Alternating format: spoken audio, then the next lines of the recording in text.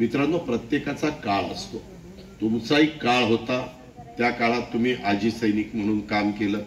आता तुम्ही माजी झालेला आहे, आता तुम्ही रिटायरमेंटचं आयुष्य जगताय.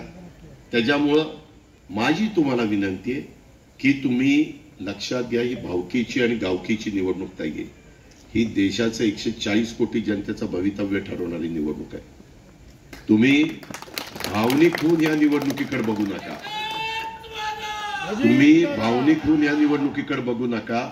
आपल्याला आपल्या मुलांचं, नातवंडांचं, पतवंडांचं भवितव्य आज कोण चांगल्या पद्धतीने करू शकेल ह्याचा विचार करा.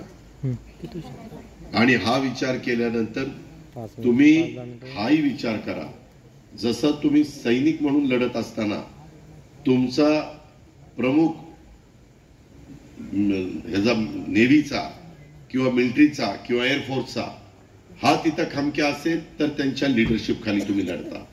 त्याच पद्धतीनं आपल्या देशामध्ये 140 कोटी जनतेचा पण नेता मजबूत असला पाहिजे.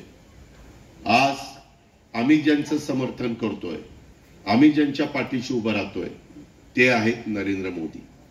ते तुम्ही पहा, जागतिक पातळीवर आज सर्वात लोकप्रिय नेता म्हणून त्यांच्याकडे बघितलं जातं.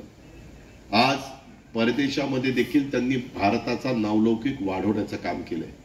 देशाची अर्थव्यवस्था 3ऱ्या क्रमांकावर नेण्याचा त्यांचा प्रयत्न आहे, आता 5व्या क्रमांकावर आहे.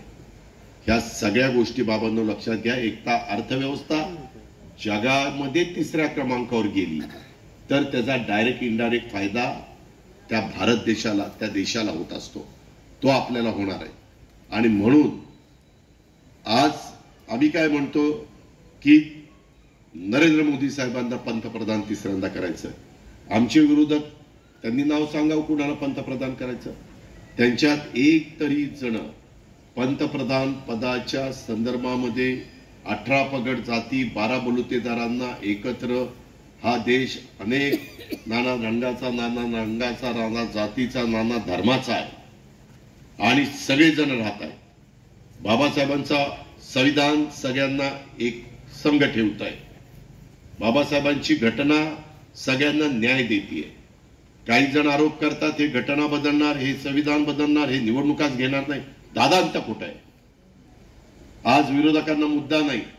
बारामतीमध्ये जसं बोलताना बारामतीचा आमदार कुठं विकासाच्या बाबतीमध्ये कमी पडला असं कुणी आरोप करू शकतो का?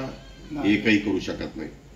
तशा पद्धतीनं मला आता बारामती बरोबर, बारामतीला तर अधिक द्यायचंच, परंतु त्याच्याच बरोबर इंदापूरला, दौंडला, पुरंदरला, खडकवासल्याला, बोरवेला, मुळशीला, हवेलीचा जो भाग माझ्या पुरंदरमध्ये येतो त्यांनाही मला त्या ठिकाणी द्यायचं.